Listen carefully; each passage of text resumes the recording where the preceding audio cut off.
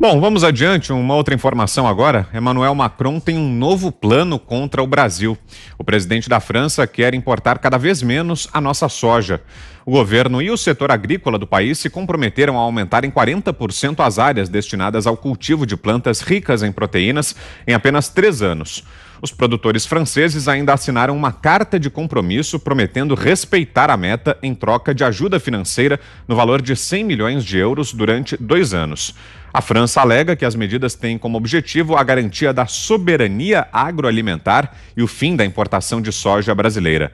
A França é o maior importador de farelo de soja brasileiro na União Europeia. São mais de 2 milhões de toneladas que atravessaram as fronteiras no último ano, sendo que mais de 88% vieram do Brasil. Vale lembrar que em setembro, Macron se opôs veementemente ao acordo comercial entre a União Europeia e o Mercosul, alegando que o governo brasileiro não respeita a Amazônia. Começo com você, Zé. Sua avaliação aí sobre essa medida do presidente francês, Emmanuel Macron. É a guerra da soja. Ô Vitor, me foi apresentado o primeiro grão de soja há muito tempo. E antes de fazer comunicação, eu fiz agropecuária na Escola Federal de Barbacena e lá estudamos muito a soja e ela sempre foi apresentada como o nosso boi, o boi brasileiro. O boi, por que boi? Porque é a proteína.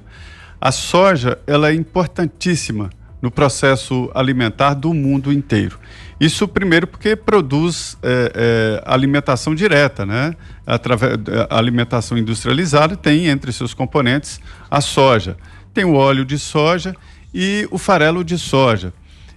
Através da soja se faz boi, né, proteína animal, frango e peixes, por exemplo, na Noruega, o peixe da Noruega, famoso no mundo inteiro, né? Inclusive o salmão é alimentado com soja brasileira, com ração feita de soja, que leva entre os componentes, grande parte dos componentes, soja brasileira. Então a soja sempre foi importantíssima. De algumas décadas para cá, da década de 70 para cá, a soja foi crescendo e crescendo muito. E o Brasil ocupou um espaço muito importante porque aprendeu, a Embrapa investiu aqui em tecnologia, em sementes. Aí vieram guerrear aqui no Brasil contra a soja com aquela história do transgênico. Quem come soja transgênica, na verdade, vira transgênico. Era a pregação. E foi um debate profundo no mundo inteiro, aqui no Congresso Nacional. Queriam proibir a plantação de sementes transgênicas. Qual o sentido disso? É evitar pulverização, a produção aumenta, ou seja, isso protege o meio ambiente. Então, assim, a soja sempre foi muito importante para o Brasil. O Brasil se transformou hoje o maior produtor de soja do mundo. O que eu critico, e perguntei isso para a ministra, ela me explicou direitinho, é que a gente exporta muito soja in natura, e isso diminui. Seria melhor agregar valor e produzir mais derivados da soja. Isso seria mais caro e renderia mais divisas, né? Ou usar a soja aqui para fazer mais proteína animal. E ela explicando que o mercado era muito complicado, é muito complicado, e que veta o produto brasileiro se produzir soja mais especializada, ou seja, subproduto de soja. E essa pressão vem exatamente da França. É um dos concorrentes do Brasil. Então, esse tipo de guerra de mercado, ela é muito comum, esse tipo de guerra, mas eu acho uma guerra desleal e covarde, porque entram outros tipos de debates que não exatamente preço e qualidade. A soja brasileira, ela tem quantidade para ser exportada, porque pode aumentar a produção, basta aumentar o preço, e tem uma qualidade para concorrer no mercado. Então, resta aos concorrentes a fazer esse tipo de guerra que é golpe baixo, né, contra a soja brasileira. Não é só soja, mas o Brasil é o maior produtor de soja do Brasil, é uma das nossas maiores carteiras de exportação. Diga, Fiuza. O Emmanuel Macron é um dos maiores símbolos da falsidade na política hoje em dia, né? Ele é um ajuntamento ali de quase virtudes que somam virtude nenhuma. Ele se apresenta como se apresentou, né? O fenômeno Macron surgiu como aquele que era, chamam de terceira via, né? Que era aquele que seria o político moderno e ao mesmo tempo sensível. Ele não é nada disso. Ele é um político fraco, é um político arcaico, protecionista, como está mostrando essa tentativa aí de represália contra o Brasil. É um demagogo. Ele tenta minar o Brasil de todas as formas e não só pela guerra comercial. Ele é um político pessimamente avaliado na França porque é um demagogo. Então ele tenta acenar para todos os lados com demagogia. A política migratória dele é uma tragédia porque ele quis parecer o bonzinho, né? Quis fingir que todos os desterrados do mundo poderiam viver em Paris, simplificando um pouco, né? Essa bondade, assim, e tal. Não, nós somos contra os xenófobos, né? Aí eles dizem que o Trump é o xenófobo e tal. Não houve nenhuma xenofobia no governo Trump. Ao contrário, os imigrantes foram muito valorizados, os imigrantes legais. Mas ele vive desse tipo de demagogia. Então ele tenta fazer agrados lá ao pessoal que tem antigos privilégios estatais na França e, ao mesmo tempo, tenta parecer o moderninho, ecológico, espalha fake news sobre a Amazônia, como nós já falamos aqui, espalhou mentira mesmo, fotos antigas de queimadas. Ele é esse personagem em quem não se pode confiar, né? Um boneco como esse à frente de um país com o tamanho e a importância da França é um problemão. Agora, eu acho que em termos da postura brasileira, está correto, não tem que entrar em disputas, né? Quer dizer, o Brasil tem que continuar, e todas as nações que acreditam na liberdade têm que continuar fazendo seu dever de casa e acreditando no livre mercado, ou seja, jogando limpo, né?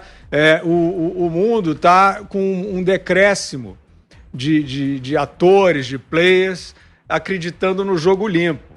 Mas o Brasil, em termos de inserção internacional, está acreditando no jogo limpo, está procurando fazer o seu dever de casa, não faz essa porcalhada que a Argentina faz, de populismo, demagogia, populismo tarifário, calote, né? Quer dizer, o Brasil é hoje um país respeitador dos seus parceiros.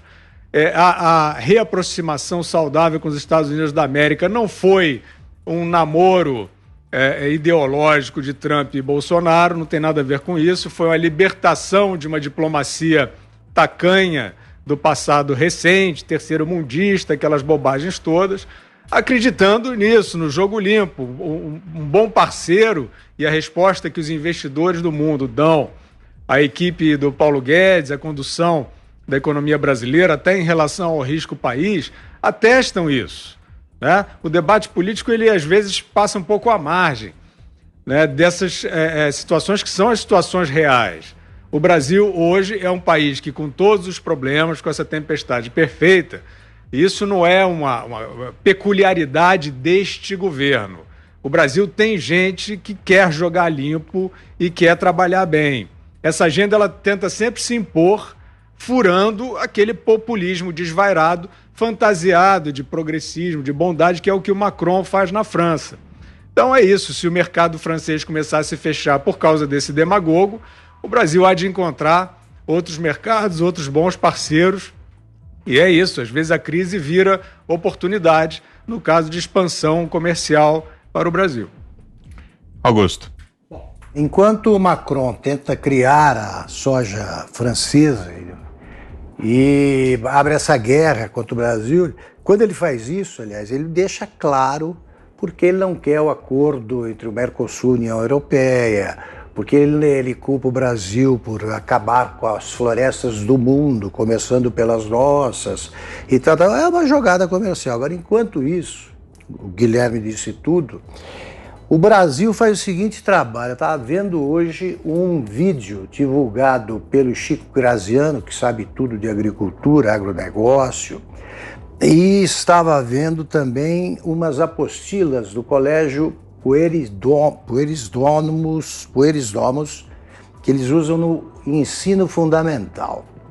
O Graziano, ele lê apostilas do Anglo, curso Anglo, também para crianças. Eles dizem o seguinte, que o agronegócio brasileiro usa trabalho escravo, que eles desmatam tudo, eles estão matando de fome os índios, os indígenas, isso para criança.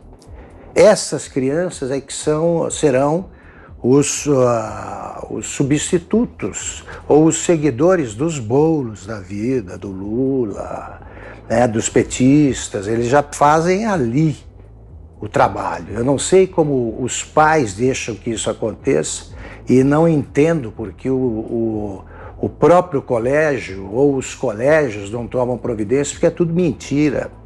Isso é uma barbaridade. Para ilustrar assim, a vida de rico dos fazendeiros, enquanto os trabalhadores ali se matam. Parece livro do Jorge Amado, eles devem para o armazém, da fazenda que é do próprio dono, então, coisa horrorosa. Enquanto eles vão mostrando isso para essas crianças, o que elas vão aprender? O que elas vão achar do agronegócio? Elas já crescem ouvindo essas barbaridades contadas por brasileiros, é só mentira. Eles sustentam nessas apostilas que a salvação é a agricultura, pequena agricultura, agricultura familiar. Então tá aí, o Macron atacando de um lado e seus cúmplices brasileiros do outro. Ah, sim, e que a soja ela avança pela floresta e acusa os plantadores de soja de destruírem o Pantanal, onde não há soja, não há 1 metro quadrado de soja. Tudo isso aparece nesses colégios, tá? Eu vou fazer uma seleção de pérolas para apresentar aqui, mostrar e dando os nomes dos colégios.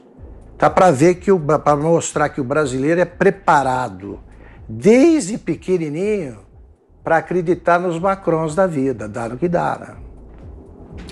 Você, Ana?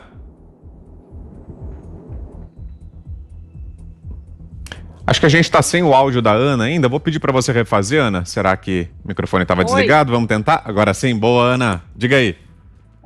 Como a gente vem falando, mostrando aqui, né, quem é esse personagem, o Macron aí, que engrossa o tom de voz contra o Brasil por pura ideologia, por não compartilhar aí da visão política ou ideológica do presidente Jair Bolsonaro, e ele tem que primeiro, acho que ele tem que primeiro, antes de atacar o Brasil ou de colocar sanções aí em relação à nossa soja, ou até mesmo a nossa relação comercial com a França, ele precisa arrumar a casa, né? A casa dele aí está bem bagunçada, terrorismo doméstico ali, as fronteiras abertas estão colocando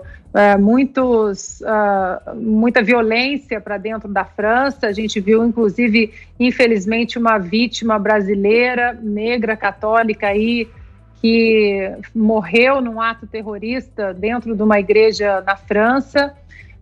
Mas a gente vê que esse tom de voz que ele coloca aí contra o Brasil, né, junto com, como o Fiuza colocou, as fake news que ele propaga em relação à Amazônia, tuitando aí fotos que não são relacionadas com o momento da Amazônia, ele não tem esse mesmo tom de voz em relação a outros líderes aí mundiais, se ele for seguir na coerência que ele pensa em relação à proteção do meio ambiente, por exemplo. Esse ano nós tivemos aí um grande desastre ecológico, ambiental, que foram os incêndios ali de proporções bíblicas na Sibéria, e ele não falou nada, absolutamente nada. Incêndios gravíssimos que derreteram ali o permafrost, né, que é uma parte do solo congelado, que a partir do momento que ele começa a derreter, ele libera gás metano, que é muito perigoso. E ele não falou nada, absolutamente nada em relação a isso, porque ele depende do gás da Rússia. E para falar grosso com Vladimir Putin, ele precisa de muito mais do que o Twitter ali e divulgação de fake news. Eu acho que nesse plano aí do Macron, a França precisa muito mais do Brasil do que o Brasil da França.